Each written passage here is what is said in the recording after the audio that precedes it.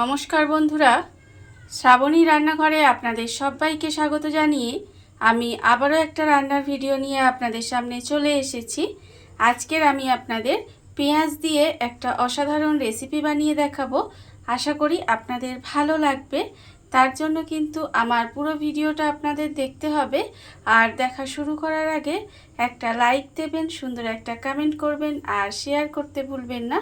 তাহলে চলুন আজকের আমি পেঁয়াজ দিয়ে কি বানাই সেটা আপনারা একবার দেখে নিন।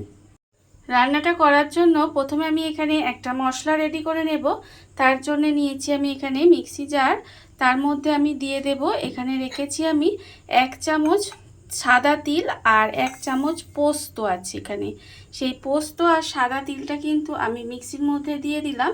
দিয়ে এবার এটাকে প্রথমে শুকনো একটু গুঁড়ো করে নেব, তারপরে কিন্তু এর মধ্যে অল্প একটু জল দিয়ে পেস্ট করে নেব।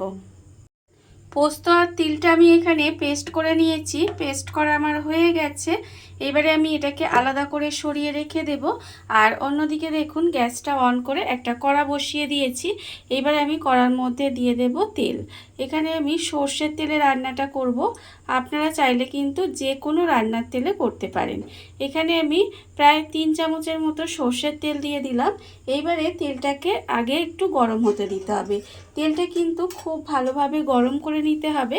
আর আমি প্রতিদিনের মতো আপনাদের একটা কথাই বলবো যে প্লিজ আমার ভিডিওটা আপনারা টেনে টেনে দেখবেন না, পুরো ভিডিওটা দেখুন। আশা করি আপনাদের ভালো লাগবে। দেখুন আমাদের দেখবেন অনেক সময় মাছ মাংস সবজি বাড়িতে কিছুই থাকে না, তখন যদি আমরা এইভাবে পেঁয়াজের রেসিপিটা বানিয়ে নিই তাহলে কিন্তু ভাত, রুটি, লুচি, পরোটা সমস্ত কিছুর সঙ্গে খেতেই কিন্তু ভীষণ ভালো লাগে। আমি এখানে দেখুন পেঁয়াজগুলো কিন্তু এইভাবে চৌকো চৌকো করে একটু কেটে নিয়েছি। এবারে পেঁয়াজগুলোকে প্রথমে তেলের মধ্যে দিয়ে দেব।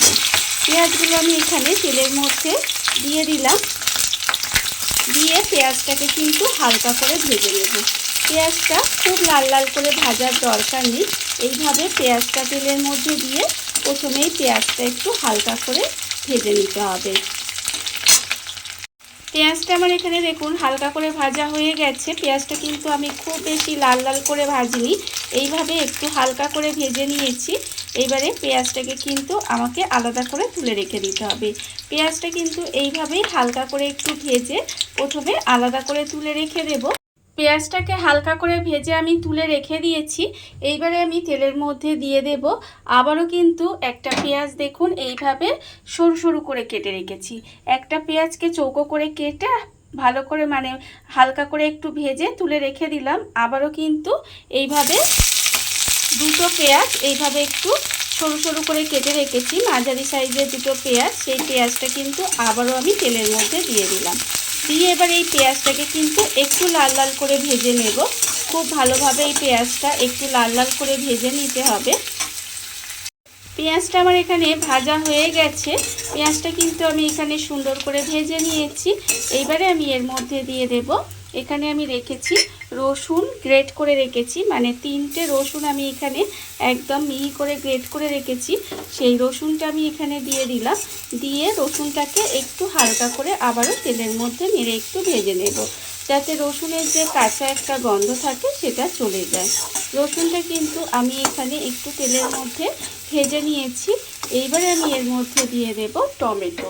এখানে আমি একটা মাঝারি সাইজের টমেটো অর্ধেকটা এইভাবে ছোট ছোট করে কেটে রেখেছিলাম, সেটা আমি এখানে দিয়ে দিলাম। দিয়ে আবারও কিন্তু তেলের মধ্যে এইভাবে একটু নেড়ে চেড়ে ভেজে নিতে হবে।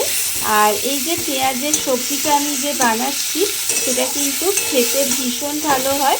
এইভাবে আপনারাও কিন্তু একদিন হলেও বানিয়ে দেখবেন। আশা করি আপনাদের কিন্তু ভালোই লাগবে।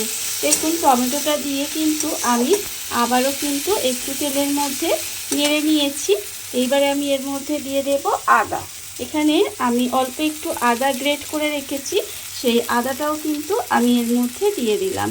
দিয়ে আবারও কিন্তু এইভাবে তেলের মধ্যে একটুখানি নাড়াচাড়া করে নেব, যাতে আদারও যে একটা কাঁচা গন্ধ থাকে সেটা চলে যায়। পেঁয়াজ, আদা, রসুন, টমেটোটা আমি কিন্তু তেলের মধ্যে এইভাবে একটু ভাজা ভাজা করে নিয়েছি। এইবারে আমি এর মধ্যে দিয়ে দেব, দেখুন এখানে আমি রেখেছি আন্দাজ মতো নুন। হাফ চামচ হলুদের গুঁড়ো, হাফ চামচ লঙ্কার গুঁড়ো, হাফ চামচ জিরের গুঁড়ো, হাফ চামচ ধনের গুঁড়ো আর সামান্য একটু চিনি স্বাদের ব্যালেন্সের জন্য রেখেছি। আমি গুঁড়ো মশলাগুলো এখানে দিয়ে দিলাম। এবার দেবো এখানে জল। এখানে যেহেতু গুঁড়ো মশলা দিয়েছি সেই জন্য অল্প একটু জল দিয়ে দিলাম। দিয়ে এবারে মশলাটাকে কষিয়ে নেব। খুব ভালোভাবে কিন্তু মশলাটা কষিয়ে নিতে হবে। আর এই জলটা কিন্তু অবশ্যই দেবেন, নাহলে মশলাটা পুড়ে যেত, তখন কিন্তু খেতে ভালো লাগতো না।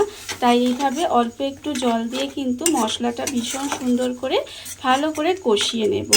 এইভাবে খুব অল্প সময় আর অল্প উপকরণ দিয়ে কিন্তু এই পেঁয়াজের সবজিটা বানানো হয়ে যায় আর খেতে কিন্তু ভীষণ সুন্দর হয়। দেখুন আমি কিন্তু এইভাবে মশলাটা একটু কষিয়ে নেব। মশলাটা কিন্তু আমি এখানে একটু সময় এইভাবে কষিয়ে নিয়েছি। কষানো আমার হয়ে গেছে।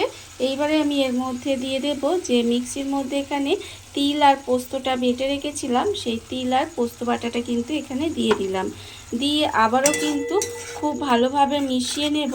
মিশিয়ে কিন্তু আর একটু সময় এখানে কষিয়ে নিতে হবে।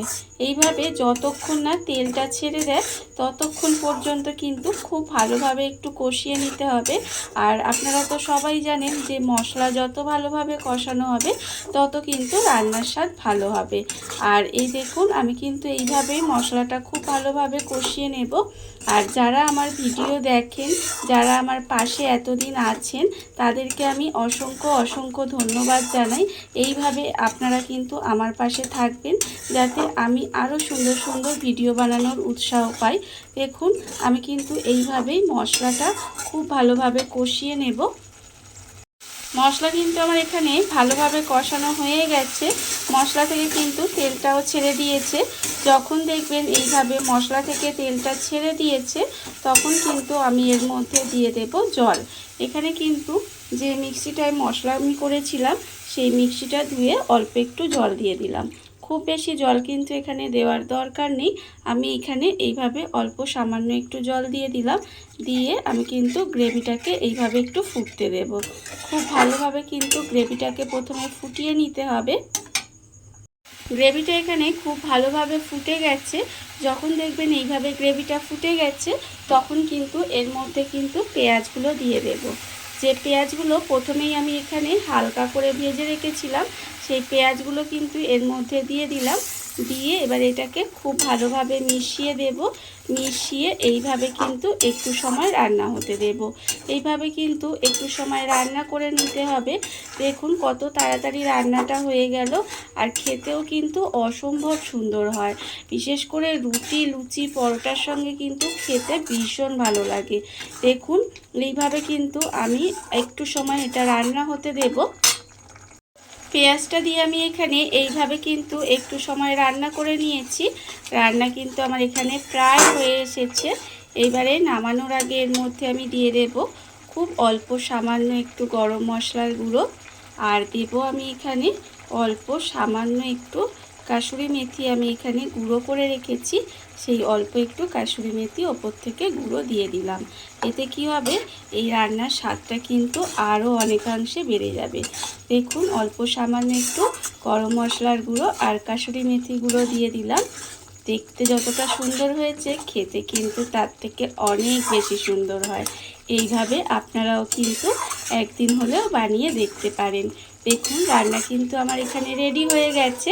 এইবারে আমি আপনাদের পরিবেশন করে দেখাবো ঠিক এটা কেমন হলো। দেখুন বন্ধুরা, বাড়িতে থাকা কত অল্প উপকরণে কত অল্প সময় কত সুন্দর একটা পেঁয়াজের রেসিপি তৈরি হয়ে গেছে, আপনারা দেখতেই পেলেন। আর এটা কিন্তু খেতে ভীষণ ভীষণ সুন্দর হয়। এইভাবে কিন্তু আপনারাও একদিন হলেও বাড়িতে বানিয়ে দেখতে পারেন। আর এই ভিডিওটা যদি আপনাদের ভালো লেগে থাকে, আপনারা যদি ফেসবুক থেকে দেখে থাকেন পেজটি ফলো করে দেওয়ার অনুরোধ রইল। আর যদি ইউটিউব থেকে দেখে থাকেন চ্যানেলটি সাবস্ক্রাইব করে নেওয়ার অনুরোধ রইল। তাহলে চলুন ভিডিওটা আমি এখানেই শেষ করছি। আপনারা সবাই ভালো থাকবেন, সুস্থ থাকবেন। আবারও হাজির হব নতুন কোনো রান্না নিয়ে।